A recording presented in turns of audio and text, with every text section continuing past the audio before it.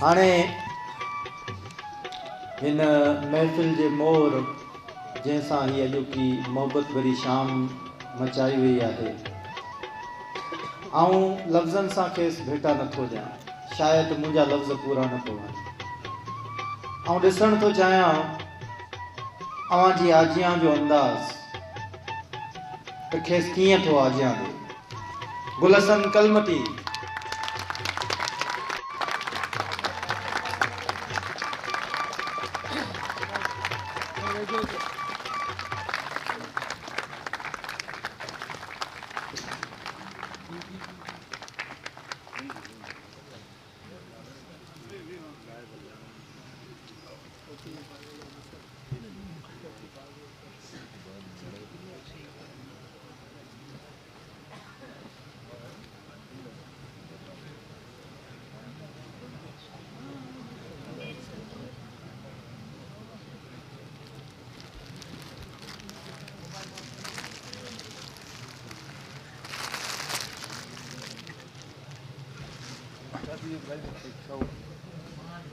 Stage ते वेठल दोस्तों, मुझे उस्ताद मोहतरम साईं ताज बलोच, इज़्ज़त माब साईं प्रोफेसर सलीम अहमद ऐं मुंहिंजे सफ़र जा साथी साईं ख़ालिद जोनी जो, साईं रुखमान गुल पालारी ऐं नौजवान साईं सारंग जोयो, मोहम्मद बख्श भरोई, साईं लसबेले खां कई आयो आहे मुंहिंजो प्यारो दोस्त एडवोकेट गुलाम रसूल अंगारियो, जमाल नासर ऐं साम्हूं पिंडाल में वेठल दोस्तो हक़ मौजूद। सभ खां पहिरीं त उन्हनि सभिनी ख़ासि करे टिनी दोस्तनि जो, साईं सलीम जोखियो, साईं ज़फ़र हमीद ऐं अली कलमती, उन्हनि जी महिरबानी जो उन्हनि अॼु ख़ूबसूरत शाम रचाई आहे हिते। उन्हनि जे लाइ ताड़ियूं हुजणु खपनि, टिनी दोस्तनि जे लाइ। ऐं सभु कुझु पंहिंजे ख़र्च ते कयो आहे, इहा उन्हनि जी महिरबानी। मूंखे इहा शिकायत हुई हमेशह, जिते किथे इहा ॻाल्हि कंदो हुउसि, साकरे वारनि मूंखे मान ॾिनो, दाबीजी वारनि मूंसां शाम मल्हाई, पर मुंहिंजे इलाइक़े मलीर जे दोस्तनि मूंसां का अहिड़ी शाम न कई। अॼु उन्हनि उहो कर्ज़ु लाहे छॾियो ऐं इन ख़ूबसूरत जाइ ते ख़ूबसूरत माण्हुनि जे मेड़ में अॼु ही मेड़ मचायो वियो आहे। दोस्तो ऐं छा आहे, आवाज़ु जेतिरो आहे ऐं कोशिशि कंदो वधी पहुचे। त कुझु माज़ी जी तरफ़ वेंदुसि दोस्तनि गुलाम रसूल बलोच जेको यूनिवर्सिटी मूंसां गॾु हो, ॿियनि दोस्तनि ॻाल्हियूं कयूं। त आउं इहो ॿुधायां त पहिरीं ॿुधाईंदो आहियां हमेशह त मुंहिंजी जेका सियासी मुंहिंजो सफ़र आहे स्टूडेंट पॉलिटिक्स में, नेशनल स्टूडेंट फेडरेशन खां मूं शुरूआति कई जॾहिं आउं SM साइंस कॉलेज में पढ़ंदो हुउसि। वालिद साहिबु चाहे त डॉक्टर थियां ऐं यकीन करे पहिरीं दफ़ो जॾहिं उहो वॾ कुटला ॾेढ था ॾींहुं मूं जॾहिं उनखे कटियो ऐं मूंखे उल्टी आई ऐं उन ॾींहं खां पुठियां तौबा कई त मूंखे डॉक्टर थियणो न आहे। ऐं पोइ SM आर्ट्स कॉलेज में TC वठी आयुसि ऐं उते बि मूं नेशनल स्टूडेंट फेडरेशन सां मुंहिंजी वाबस्तगी हुई। डॉक्टर अब्दुल रशीद गुरु, साईं ताज जोयो खे ख़बर हूंदी सॼे जी, ऐं 5-6 ग्रुप थी वियो। जॾहिं यूनिवर्सिटी में पहुतो त 5-6 ग्रुप थी चुका हुआ नेशनल स्टूडेंट फेडरेशन जा। ऐं पोइ पूरे दुनिया में ख़ुदि जिन जेके उहो नेशनल स्टूडेंट फेडरेशन खे एडॉप्ट कयो या नेशनल स्टूडेंट फेडरेशन खे जेका मूवमेंट हलाई, त उन्हनि ख़ुदि चयो त हाणे क़ौमियतनि जी बुनियादनि ते स्टूडेंट पॉलिटिक्स थिए, त Baloch student organisation, Pakhtun student federation, इन टाइप जी शयूं पोइ ठही वयूं। ऐं पोइ सिंध नेशनल स्टूडेंट फेडरेशन थी वई ऐं मूं पोइ बलोच स्टूडेंट ऑर्गेनाइज़ेशन खे जॉइन कयो कराची यूनिवर्सिटी में। ऐं गदाब जो पहिरियों BSO जो सदर मुंतख़ब थियुसि। ऐं उनखां पोइ जॾहिं स्टूडेंट पॉलिटिक्स मुंहिंजी ख़तमु थी वई त पोइ मूं क़ौमी तहरीक में GSN मुआज़ खे साईं ख़ालिद जोनी जो गॾु आहे, उन्हनि सां गॾु असां GSN मुआज़ में हिते सभिनी ॻोठनि में असांजा यूनिट हुया, कमु कयोसीं। ऐं इन्ही सभिनी national student federation, Baloch student organisation ऐं GSN मुआज़, इन्हनि स्टडी सर्कल्स जा जेके दौर हुया त हेतिरा किताब पढ़ो, लेक्चर ॾियो। ऐं उन्हनि शयुनि अॻिते हली करे मूंखे लिखण ते जेको उकसायो ऐं जेको लिखण जो अमल आहे मूं इन्हनि टिनी तंज़ीमनि खां सिखियो। इन्हनि टिनी तंज़ीमनि जे लिटरेचर पढ़ण खां पुठियां ऐं जेको हिन स्टेज ते पहुतो आहियां। इन्हनि जे पोयां इहे सभु शयूं आहिनि। दोस्त इहे ॻाल्हियूं करे विया। ऐं कराची यूनिवर्सिटी में जेके यूनिवर्सिटी जा दोस्त मूंखे मिलनि था त उते असां बिल्कुलु अजीब हिकिड़ो छाकाणि त Baloch student organisation national student federation में के वॾे उहिदे ते न हुआसीं, पर ईअं कारकुन हुआसीं, हला गोला टाइप जेको उहो कंदा हुआसीं इलेक्शन में। ऐं पोइ अॼु जेके दोस्त मिलनि था चई यार वो गुलशन जो सारा दिन मादर सां लड़कियों के पीछे भागता था और आज इतना बड़ा राइटर बन गया है, कैसे? तो उन्हनि खे चवंदो त इहो शऊर जेको आहे मूंखे इन्हनि तंज़ीमनि ॾिनो। जॾहिं सियासी तौर ते इन अमल में आयुसि त मूंखे इहो शऊर मिलियो त मूंखे हाणे कुझु करिणो आहे। ऐं यूनिवर्सिटी में जेके दोस्त आहिनि यूनिवर्सिटी मूंसां गॾु रहिया आहिनि, जेके मिलनि था। ऐं उन वक़्तु जर्नलिज़म हुयो, ऐं जर्नलिज़म में हुयुसि, हाणे हुनखे मास कम्युनिकेशन जो नालो ॾिनो वियो आहे। त उते असां हिकिड़ी तंज़ीम ठाहीसीं एंटी छाणीबाज़। बाबा कंहिं छोकिरी पुठियां वञिणो न आहे। वॾो हिकिड़ो असांजो दोस्त हो वकार, हाणे कोन्हे दुनिया में, उनखे असां पंहिंजो सदर कयो। छाकाणि त उहो पहलवान हुयो, लंबो तड़ंग हुयो, छोकिरियूं उन खां परे भॼंदियूं हुयूं, को दोस्ती बि रखण लाइ तयारु कोन थियूं, सलाम दुआ करण लाइ तयारु हुयूं। उनखे असां पंहिंजो सदर कयो त भई हीअ असांजो सदर। जेकॾहिं असां पढ़ाई जे दौरान क्लास में किथे वेही किथे कचहरी कईसीं त हिन खे इहो इजाज़त आहे तूं अची असांजे गिरबान में झले। फांसी पियासीं त हाणे हू जिते असीं वियूं, यूनिवर्सिटी जो माहौल अहिड़ो आहे, तव्हां कंहिंखां नोट्स वठो, वेही कचहरी करियो, चांहि पियो। ज़रूरी कोन्हे उहो कंहिं ॿिए नमूने सां मां हुनखे सोचियो त हीअ जिते अची पहुचंदो। वकार उर्दू स्पीकिंग हुयो ऐं अची असांखे झलींदो, बाबा ये क्या है, तंज़ीम की ख़िलाफ़ वर्ज़ी हो रही है, आइन की ख़िलाफ़ वर्ज़ी हो रही है। पोइ असां दोस्तनि इहा सलाह कई त बाबा का छोकिरी फसाए हिनखे ॾियूं ऐं जान सां ई छुटे। हेॾो पहलवान हिकिड़ी क्लास फेलो हुई, असां उनखे तयारु कयोसीं ऐं पोइ उन ॿिन्ही जी शादी बि थी वई पाण में। त इहे सभु शयूं हुयूं यूनिवर्सिटी में। गुलाम रसूल बलोच ॻाल्हि करे वियो पंहिंजी शर्ट जी, त हिकु परख प्रोग्राम हलंदो आहे, वींजार सिंधी मूंखे असलम आज़ाद हुनखे हलाईंदो, पास मिलंदा हुआ हुनजा। त कराची सिंधी डिपार्टमेंट जा दोस्त या ॿिया जेके सिंधी आहिनि उहे अचनि उन प्रोग्राम में हिसो वठनि। त गुलाम रसूल खे 2 पास मिलिया। त मूं चयो आउं बि हलां थो। चए ठीकु आहे, तयारु थी अचां हॉस्टल। ऐं मूंखे हॉस्टल जो कमिरो जेके कराची में रहंदड़ हुआ उन्हनि खे न ॾींदा हुआ। त असांजो सदर हुयो जमियत जो महमूद गज़नवी, शायदि हाणे यूनिवर्सिटी में आहे, मास काम में पढ़ाईंदो आहे। तो उनखे मुझे क्या करूं, मेरा तो इलाका आपने देखा है, मैं गडाब में रहता हूँ और आना जाना मेरे लिए मसला है। हुन चयो त तूं फार्म भरजांइ, उन में पंहिंजो ॻोठ जो नालो लिखी, अॻियां हीउ डिस्ट्रिक्ट दादू हुयो, हाणे जामशोर हो, तूं दादू लिखी छॾिजांइ, बॉर्डर ते त आहीं। मूं दादू लिखियो ऐं मूंखे पोइ हॉस्टल जो कमिरो मिलियो उन जमियत जे दोस्त जे महिरबानी सां। हासिल बेज़न जो मुंहिंजो क्लास फेल मुंहिंजो रूममेट रहियो। ऐं ईअं मूंखे यूनिवर्सिटी में इहो कमिरो मिलियो, हॉस्टल जो, अलामा इक़बाल जेको हॉस्टल आहे उन में। ऐं ॻोठाणो माण्हू जेकॾहिं हॉस्टल मां ॾिठो हूंदो त उन रोड जे पासे जालियूं लॻल हुयूं, साम्हूं बस गुज़रंदी हुई, उन ते बिल्डिंगूं न हुयूं। ऐं होम सेक जेको ॻोठाणा माण्हू असीं ॻोठु वञा ऐं मुंहिंजी बस उतां लंघंदी हुई त उहो उन जाली खे मूं टोड़े छॾियो। जॾहिं 4 लॻे बस मटींदी हुई त वेही उनखे ॾिसंदुसि, बस निकिरी पोइ अची कमरे में वेहंदुसि। इहा मुंहिंजी हालति हुई, छाकाणि त असां ॻोठाणा माण्हू निकिरंदा कोन आहियूं, घटि निकिरंदा आहियूं ॿार।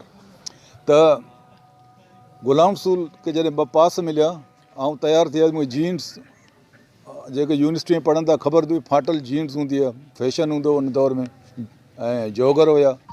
हीअ चए तोखे न खणी ईंदो, हीअ तुंहिंजी हालति, तूं काऊ बॉय लॻो पए ऐं आउं तोखे न खणी वियो। मूंखे उन जेके पास मिलिया परख जा मूंखे न खणी वियो उन में। ऐं उते पोइ वरी सॼी दुनिया में हिकु तहरीक हली, हरी कृष्णा हरी रामा, गुरु रजनेश जी ॻाल्हि ऐं सभिनी खे ख़बर हूंदी। पोइ असां वरी उन जा जेके आहिनि पैरोकार थियासीं, गुरु रजनेश जा, हरी कृष्णा हरी रामा, दम मारो दम मिट जाए गम। इहे सभु शयूं यूनिवर्सिटी में हुयूं। हिन तरफ़ ध्यानु ई न हुयो त को अॻिते हली करे एॾो वॾो ऑफिसर थींदुसि। पोइ सिंध पब्लिक सर्विस कमीशन जी इम्तिहान पास करण खां पुठियां एज़ ए इंफॉर्मेशन डिपार्टमेंट में PRO लॻोसि, पोइ ज़िला कौंसिल कराची में आयुसि। मुख़्तलिफ़ जेके नौकरियूं PTV में एज़ ए असिस्टेंट प्रोड्यूसर, त उहे वरी 22-23 ॼणा जेके खजी विया, त उन में बेनज़ीरी हुकूमत ख़तमु थी, असांखे वापसि कयो वियो। मूंखे कोइटा मोकिलियऊं ट्रेनिंग खां वञण खां पहिरीं हिकिड़ो महीनो मुश्किल सां, त उन्हनि असांखे वापसि करे छॾियो ऐं पोइ वरी आउं इंफॉर्मेशन डिपार्टमेंट, पोइ ज़िला कौंसिल कराची में आयुसि ऐं ईअं इहो सफ़र असांजो जारी रहियो। ऐं पहिरियों दफ़ो जेको मूं लिखण जी शुरूआति कई उहो SM आर्ट्स कॉलेज में, जो हर साल जो मजलो जेको निकिरंदो आहे, सिंधी सेक्शन हुयो, उन में नईम खरल हाणे MP आहे, उहो एडिटर हुयो। घनी गबोल असांजे इलाइक़े में उहो पढ़ंदो हो, उहो सब एडिटर हुयो ऐं उन में मूं पहिरियों मज़मून जेको लिखियो शाह अब्दुल लतीफ़ भिटाई ते, उतां मूं इहा शुरूआति कई। 1976 जी ॻाल्हि आहे ऐं ईअं मूं उन उते सिंधी अदबी मजलिस ठही, जंहिंजो पहिरियों सदर मूंखे कयो वियो त तव्हां जेके सिंधी अदबी मजलिस जा सदर थियो। ऐं इहा ईअं बि लिखण जो सफ़र कराची यूनिवर्सिटी में आयासीं त उन्हनि असाइनमेंट ॾिना मुख़्तलिफ़, तव्हां वञो। ऐं मूं पोइ नवाए वक़्त अख़बार, मशरक़ अख़बार जॉइन कई, त उन मूंखे 2 असाइनमेंट ॾिना, तव्हां मकली ते लिखो ऐं कंहिं सिंधी शाइर खां इंटरव्यू कयो।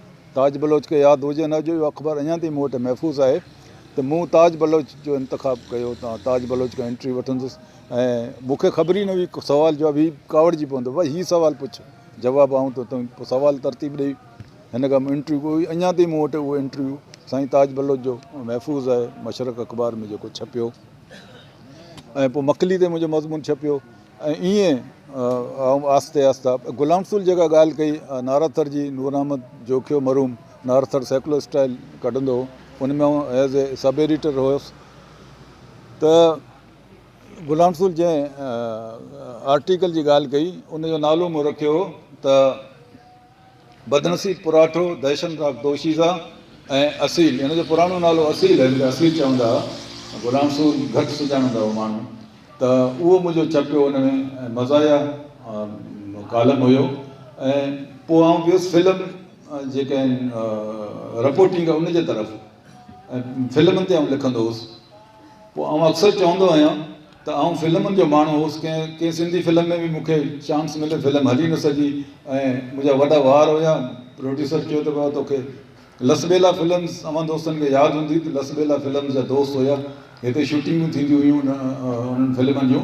उन में 3 दोस्त हुया, पंहिंजो मीरू, बचायो, शकील।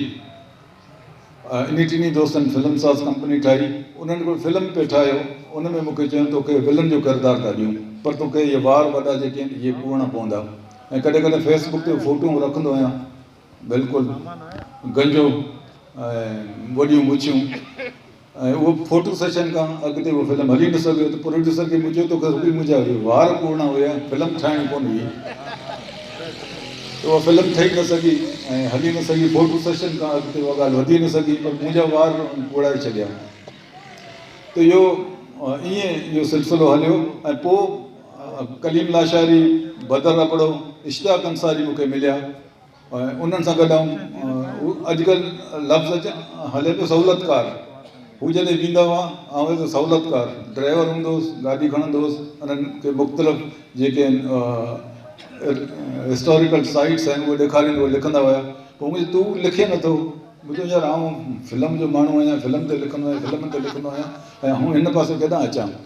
त बहरहाल उन्हनि मूंखे धिको ॾिनो हिन पासे ऐं अॼु ताईं उन धिके में आउं हलां पियो, उन्हनि दोस्तनि जी महिरबानी। त उन्हनि मूंखे कॾहिं कॾहिं फेसबुक ते पढ़ंदा हूंदा आहियूं, कॾहिं निगार सिनेमा ते लिखंदो आहियां, कॾहिं कुमार सिनेमा ते लिखंदो आहियां, कॾहिं कंहिं फिल्मी अदाकार ते लिखंदो आहियां। उन वॾे में वॾो सबबु इहो हो त मुंहिंजो उन दौर में शुरूआति जेका हुई ऐं जेके बि मूं वटि रजिस्टर हूंदो हो, जेके बि फिल्मूं ॾिसंदो हुउसि, उन फिल्म जो नालो, अदाकार, हिदायतकार, उन जा नाला ऐं कहिड़े तारीख़ ॾिठो, पोइ सॼो रजिस्टर वॾो ठाहे ईअं घर में, पोइ वॾे करे गुम थी वियो।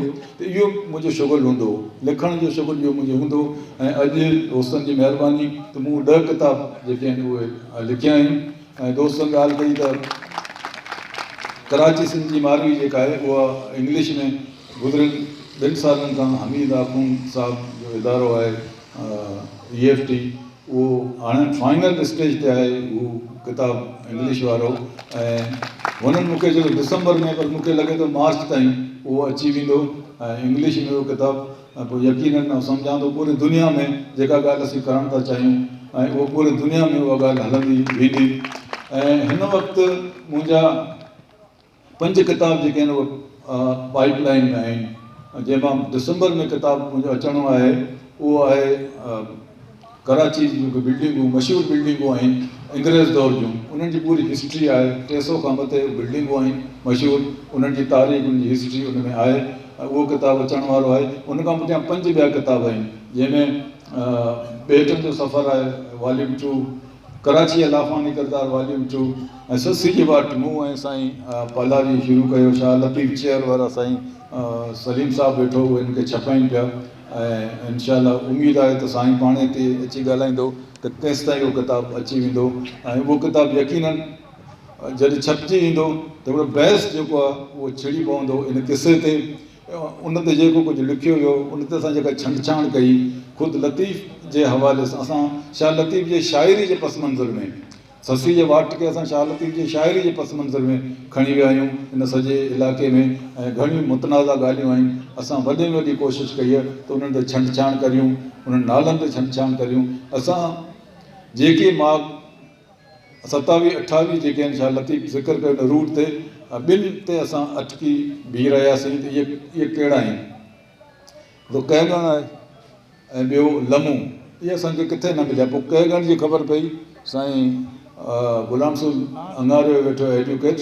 हाणे आउं जॾहिं वियोसि हुते पंहिंजे ॿेले जे सफ़र ते, कुझु शयूं लिखणियूं मूंखे, त काहेरी असां वटि काहेरी कायारो, हे ॿेले वारा हुनखे कायारो कोट, बलोच साहिब हुनजो ज़िक्र कयो, ॿियनि हुनजो ज़िक्र कयो, पर 3-4 दफ़ा वियुसि त हुन ते असां पहुची न सघियासीं। साईं असां पालारी हिन दफ़े असीं वियासीं त गुलाम सूल हुते सरदार अख़्तर अंगारीअ खे चयो, उन जी जीप हुई, उहो असांखे उन कोट ताईं खणी वियो।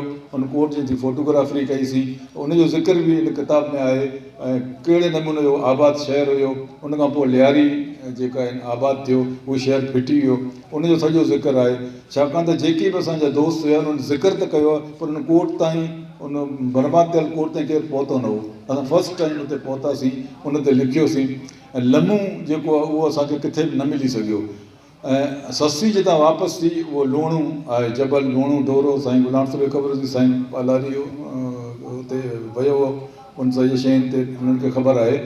त असां सम्झूं था उहा शाइरी लम्हूं डोरे लस, उहो लम्हूं कोन्हे, लूणू डोरे लस थी सघे थो। असां इहे सभु ॻाल्हियूं हुन में आहिनि। तंहिंजे करे आउं सम्झां थो हिन किताब जे अचण सां थोरो बहस छिड़ी पवंदो भंबोर जे हवाले सां, त भंबोर इहो दैबल आहे या कोन्हे। असां हुन में इहो साबित करण जी कोशिशि कई आहे पंहिंजे तहक़ीक़ में त इहो जेको आहे भंबोर जेको आहे उहो दैबल कोन्हे। घणनि ॿियनि बि उन ते लिखियो आहे, पर असां उहा जाइ, उन जाइ ताईं असांखे जेको अंदाज़ो आहे त हीउ जेको दैबल आहे, असां उनजो बि ज़िक्र कयो आहे। यकीननि उहो किताबु जॾहिं ईंदो उन ते वॾो बहस थींदो ऐं थियणु बि खपे। बहस थींदो त शयुनि ते असां ॻाल्हियुनि ते पहुची सघंदासीं। ॿी ॻाल्हि इहा त लसॿेले में जेके आसार क़दीमा आहिनि, इहे मुख़्तलिफ़ जेके चौकुंडी टाइप क़बरूं आहिनि, से गुलाम सूल मूंसां गॾु रहियो, बहुत दफ़ा आउं वियो आहियां, हाणे कुझु शयूं रहियल आहिनि, उन्हनि ते मुंहिंजो किताबु आहे, जल्दी उहो अचींदो।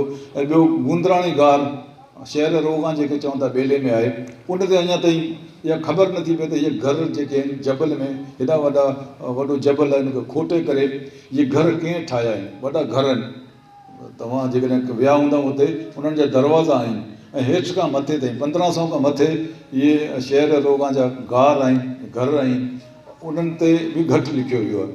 ऐं यकीननि जॾहिं इहो किताबु ईंदो त इन ते बि वॾो बहस थींदो। त इहे मूं जेको हींअर मूंखे ॿुधाइणु नथो चाहियां, ॻाल्हि वरी आउट थी वेंदी, घणा प्रेस जा दोस्त वेठा आहिनि, हींअर ई खां बहस शुरू थी वेंदो। तंहिंजे करे उन ते बि वॾो बहस थींदो। ऐं यकीननि उहो किताब बि मुंहिंजो इरादो आहे त जल्दी आउं उनखे उर्दू ऐं सिंधी में अवां ताईं पहुचायां। ऐं दोस्तो, हिकिड़ो ड्रामो हलंदो, वक़्तु कम मुक़ाबिला सख़्तु, इहा हालत आहे असां मूंसां। त त शयूं घणियूं आहिनि ऐं वक़्तु आहे कोन ऐं विच में वरी मुख़्तलिफ़ जेके इश्यूज़ आहिनि उहे उथी पिया। बहिरिया टाउन जो ज़िक्र दोस्तनि वॾे पैमाने ते कयो त गुलशन नौकिरी हूंदे बि ऐं उन में मूंखे केतिरा नुक़सान थिया आहिनि उहो मूंखे ख़बर आहे। मुंहिंजी प्रोमोशन रुकिजी वई, अञा ताईं रंडियो पियो प्रोमोशन। ऐं ज़िला काउंसिल कराची में जेको कुझु मूंसां थियो ऐं मौजूदा चेयरमैन जे करे उहा दोस्तनि खे ख़बर हूंदी, मूंखे ख़बर हूंदी त छा मूंसां छा थियो हुते। लेकिन मूं सभिनी शयुनि जी परवाह न कई, मूंखे का परवाह न हुई त मूंखे का पोस्ट न ॾियो, मूंखे हिकिड़े पासे करे विहारियो। पघार त मूंखे ॾींदा न, उहा पघार मूंखे मिली, उन ते मूं इहे सभु शयूं कयूं। ऐं मलिक रियाज़ जे तरफ़ां जेके कुझु धमकियूं शयूं राव अनवार असां कंहिंजी परवाह न कई। ऐं तव्हां परवाह न करियो यकीन करियो, हिकिड़ो सुकून थो मिले माण्हू खे त हेॾे वॾे माण्हू खे तव्हां चैलेंज पिया करियो। हींअर उर्दू कॉन्फ्रेंस थी पियो त बलोचनि जो सेशन हुयो, उन में हामिद मीर बि आयो हो। त जॾहिं स्टेज ते ग्रुप फ़ोटो ठहे पियो त मूंखे बि घुरायूं। त मुंहिंजो तारफ़ अहमद शाह ऐं वहीद नूर बलोच जेको शाइर आहे उन करायो त ही गुलशन कलमती जिसने मलिक रियाज़ को डंडा किया है। इहा हिकिड़ी वॾी कामयाबी आहे अवां दोस्तनि जे दुआनि सां। इहा आउं सम्झां थो इहा जेके बि दोस्तनि सफ़र में मूंसां गॾु हुया, हलिया आहिनि मूंसां। अयूब फ़क़ीर वेठो परियां, इहो मूंसां गॾु हुयो इन सफ़र में। साईं क़ुदरनु शाह हलियो हुयो इन सफ़र में, उहो मूंसां गॾु हुयो। ऐं पहिरियों दफ़ो जेको उहे मलीर जा जेके आहिनि 75 साइट जेके आहिनि उहे जंग में टे ॾींहं पहिरीं उहो आयो, उन में इश्तिहार छपिया आहिनि त इन्हनि खे असां क़ौमी विरसो करार पिया ॾियूं। ऐं यकीन करियो मूंखे त वॾी ख़ुशी थी, छाकाणि कंहिं जेका जदोजहद कई पिए, मुसलसल कई पिए। ऐं हाणे अवां बि ॾिसो उन लिस्ट खे, जेकॾहिं का शइ रहियल हुजे ॿुधायो ऐं उहे सभु कल्चर डिपार्टमेंट ते मोकिलींदासीं। असां जेके आहिनि कल्चर डिपार्टमेंट खां पहिरीं असां वकीलनि जी हिकिड़ी टीम आहे जेका बहिरिया टाउन जे हवाले सां जेके UN खे जेके लेटर लिखनि पिया, उन में इहे सभु असां लिखिया हुआ त इहे सभु बर्बादु पिया थियनि बहिरिया टाउन जे करे, DHA जे करे, ॿियनि हाउसिंग स्कीमनि जे करे। ऐं उहा लिस्ट बि असां ठाही आहे वकीलनि, उहा असां होॾां ई मोकिलींदासीं। असां सम्झूं था त इन्हनि सभिनी खे महफ़ूज़ कंदासीं त असां पंहिंजे तारीख़ खे महफ़ूज़ करे सघंदासीं। अवां सभिनी दोस्तनि जी महिरबानी। अल्लाह वाही।